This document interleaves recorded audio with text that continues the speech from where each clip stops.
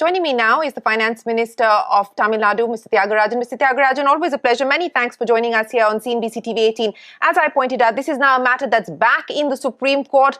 In 2013, we had seen the Supreme Court decline to intervene, saying that this does not amount to bribery or a corrupt practice under the People's Representation Act. This committee that the Supreme Court has now said will be set up to look at the way forward. I want to get your first thoughts on this reverie culture debate that the Prime Minister has talked.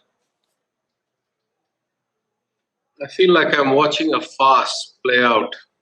I think all reasonable people can easily understand what Ms. Iyer, Mr. Roy, Mr. Qureshi has said. All of these are logical, thoughtful, based on the Constitution, based on rational thinking, based on statistics. And what we have playing out in the Supreme Court is a farce. There is nowhere in the Constitution that the Supreme Court gets to decide how the money of the exchequer, the public, should get spent. All of a sudden, I don't understand what new constitutional amendment has been perceived by the Supreme Court, where they think it's their business to decide how elected officials should spend the money of the public. I don't understand how the same Prime Minister who talks about freebie culture, his biggest state in the country, his Chief Minister, has announced free bus rides. I don't understand how the same Prime Minister who talks about freebie culture being bad came and inaugurated a scheme to give 25,000 rupees per person subsidy by the ADMK government for two-wheelers to 1 lakh women. This is just pure politics trying to divert from the main issues. And any statistic anywhere will tell you that this is complete farce. There's no greater value to it than farce. It's like a bad comedy. Okay, you're saying that this is a farce that's playing out. It's a bad comedy. But on the issue that's being brought up, and this is what the government's argument is, that this is short-term politics, it's short-term gains, as opposed to prioritizing what they believe are multiplier impact on the economy by way of capital expenditure, short-circuiting the economy by putting stress on the exchequer. That's the argument that the centre is making against this culture of freebies. Your response? Who are they? They have a budget deficit of 7%.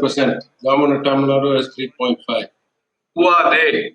They spend 35% of their revenues on interest payments. We spend 20. Who are they? They have taken 2 lakh crores off of their crony capitalist taxes and put it onto the backs of common people. What have they achieved that tells you that in any way they are competent? Who are they? They amend the FRBM Act whenever they want. That allows us also the right to amend our own tax. Since they cannot stop that, they use the back door of Section 293 of the Constitution, saying, while you owe us money, we'll enforce a borrowing limit on you beyond what your legislature puts to you through the back door. This is just dictatorial, authoritarian overreach by people who have shown no tendency, no capacity to execute anything. Now they're worried that other people are going to do well, and it's going to make their incompetence or inability to deliver look bad. So they divert the debate. Who are they? What basis do they have to say that they know better than anybody? Okay, I'm going to continue with the response that's come in from the central government.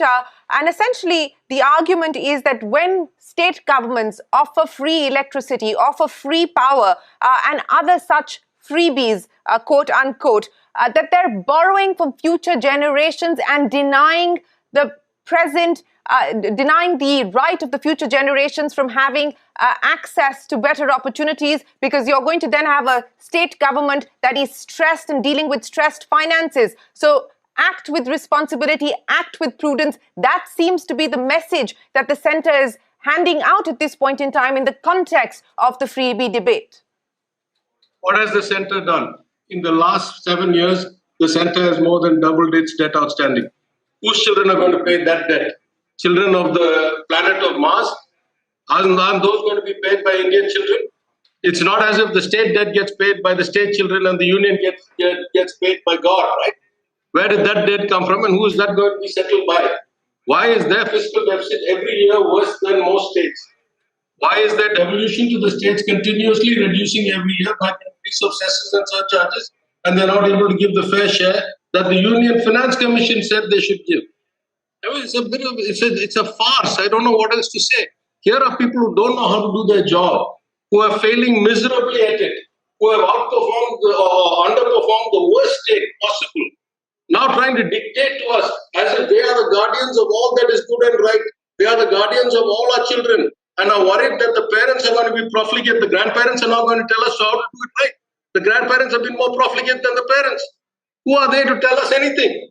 So what do you believe is the way forward, Mr. Tyagarajan, if a legal solution is not the answer, as is very clear from the conversation that we were having just before you joined us? What do you believe is going to be the way forward to settle this issue?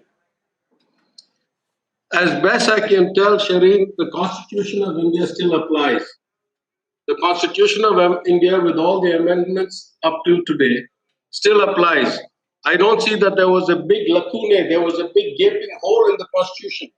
The Union controls the states down to the last rupee of borrowing through 293.3. The Union can amend its act any way it sees fit.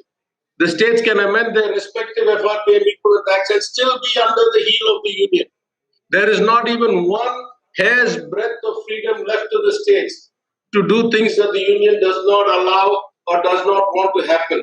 There is no room here, there is no lacune, there is no void that the wonderful wisdom of the Supreme Court needs to fill. There is no yawning gap that needs to be sorted through this committee of experts. Let the country continue to function. Stop these diversionary tactics. Stop this extra constitutional overreach. Nobody appointed the Chief Justice of the Supreme Court as the guardian of the people's wealth. The Constitution says the legislature approves the expenditure of money, not the Supreme Court, not the High Court. The legislature approves the expenditure of money, the legislature of elected representatives. Let them do their job. If there are excesses, the Union is more than equipped to control them, but they have to start with their own balance sheet and their own financial performance first. It's like people who are failing at 8th class telling college students, no, you better study harder and get a PhD. How does it make any sense? And then you have an external body that has never gone to school, that has no authority to be in school, trying to tell the college students, no, you have to follow this subject and not that subject. It is a farce. I don't know what else to call it. It's a complete farce.